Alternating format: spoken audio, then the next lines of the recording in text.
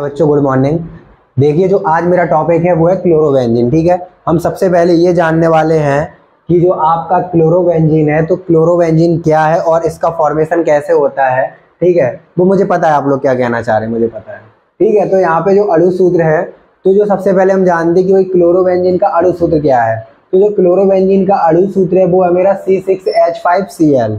ठीक है, ये मेरा क्लोरोबेंजीन का क्या है, अणु सूत्र है। अगर हम क्लोरोबेंजीन का स्ट्रक्चर बनाएंगे, संरचना बनाएंगे, तो ये रहा है संरचना। ये एक बेंजीन रिंग है और इसमें क्या जुड़ा है, Cl।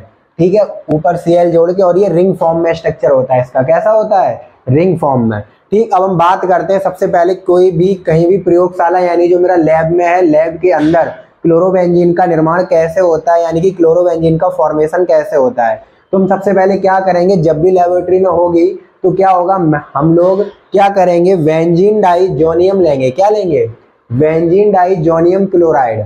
क्या लेंगे, बेंजीन डाइजोनियम क्लोराइड। ठीक है, तो जो हमने सबसे पहले क्या लिया, हमने लिया बेंजीन डाइजोनियम क्लोराइड, तो जिसका फॉर्मूला है C6H5N2Cl। ये मेरा क्या है, बेंजोनियम डाई, ये मेरा है बेंजीन डाइजोनियम क्लोराइड। क्या है, बेंजीन डाइजोनियम क्लोराइड, जिसका मेरा फॉर्मूला है C6H5N2Cl। क्लियर। अब ये हम लेंगे और ये लेने के बाद हम इसकी रिएक्शन कराएंगे HCl से, यानी कि हाइड्रोक्लोरिक अम्ल से। पर इसमें हमारी उपस्थिति किसकी होनी चाहिए, क्यूप्रस ऑक्साइड की, क्यूप्रस क्लोराइड की। किसकी होनी चाहिए, क्यूप्रस क्लोराइड की, जिसका फॉर्मूला है CuCl2। क्लियर। और जहां पे मेरा टेम्परेचर कितना होना चाहिए, 60 डिग्री सेल्सियस। ठीक है, तो क्या होगा, जब हम बेंजीन डाइजोनियम क्लोराइड की क्रिया क्यूप्रस क्लोराइड की उपस्थिति में हाइड्रोक्लोरिक अम्ल से कराएंगे तो उत्पाद के रूप में मेरा क्या बनेगा, तो मेरा बनेगा क्लोरोबेंजीन। क्या बनेगा, क्लोरोबेंजीन। ठीक है, और एक्स्ट्रा प्रोडक्ट हमारा क्या बनेगा, HCl और N2, यानी कि नाइट्रोजन और हाइड्रोक्लोरिक अम्ल भी बनेगा। क्लियर। ये मेरा ऐसे हम प्रयोगशाला में बनाएंगे। यहाँ पे देखो क्या हुआ, C6 और H5 और Cl, ये रहा C6H5Cl ये है, और यहाँ से एक जो मेरा Cl है वो इसके साथ ऐड हो गया। यहाँ से ओनली हमारा क्या निकलेगा, N2 अलग होके निकलेगा। ठीक है, नाइट्रोजन, और HCl ये निकल गया। ठीक, यहाँ मेरा बन गया C6H5Cl। क्लियर।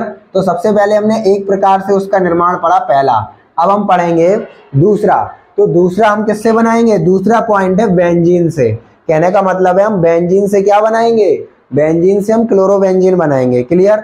अगर आपको थ्योरी लिखनी है तो एग्जाम्पल से ही थ्योरी आप बना सकते हो। मैं बोलता जा रहा हूं, आप लोग एग्जाम्पल से ही थ्योरी अपना नोट करते चलिए। ठीक है, कॉपी पेन ले लीजिए।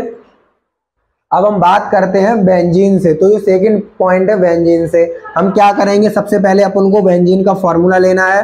ठीक, बेंजीन का फॉर्मूला क्या होता है, C6H6। क्लियर।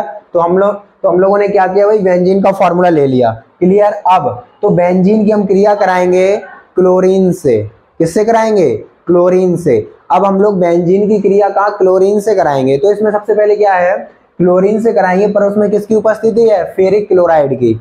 चाहे हम फेरिक ले लें चाहे फेरिक क्लोराइड ले लें। ठीक है, आयरन ले लें या आयरन क्लोराइड, क्योंकि मेरा Fe आयरन भी बोल सकते हैं और फेरिक भी बोल सकते हैं। हम लोग फेरिक क्लोराइड या फेरिक भी ले सकते हैं। तो हमने क्या किया, जब बेंजीन की क्रिया फेरिक क्लोराइड की उपस्थिति में क्लोरीन से होती है तो मेरा क्या, क्लोरोबेंजीन बनता है और HCl यानी कि हाइड्रोक्लोरिक अम्ल निकलता है। तो देखो यहाँ पे, और ये जो है इसका मतलब है कि हम गर्म कर रहे हैं। ठीक है, जो ये डेल्टा है इसका मतलब क्या है कि हम गर्म कर रहे हैं। तो C6H6 प्लस HCl।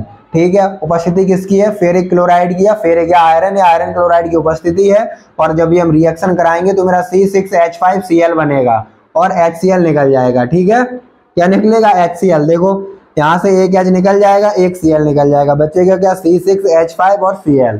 तो C6H5Cl और जो निकला HCl वो ये रहा, ये हाइड्रोक्लोरिक अम्ल है और ये क्लोरोबेंजीन मेरा बन गया मेन प्रोडक्ट। क्लियर।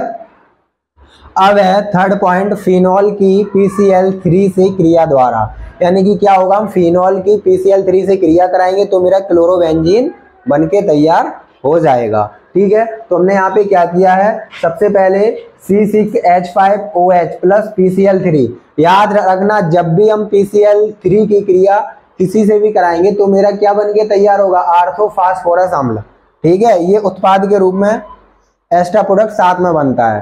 तो क्या है, हमने C6H5OH प्लस PCl3 की क्रिया कराएंगे तो बनेगा C6H5Cl प्लस H3PO4।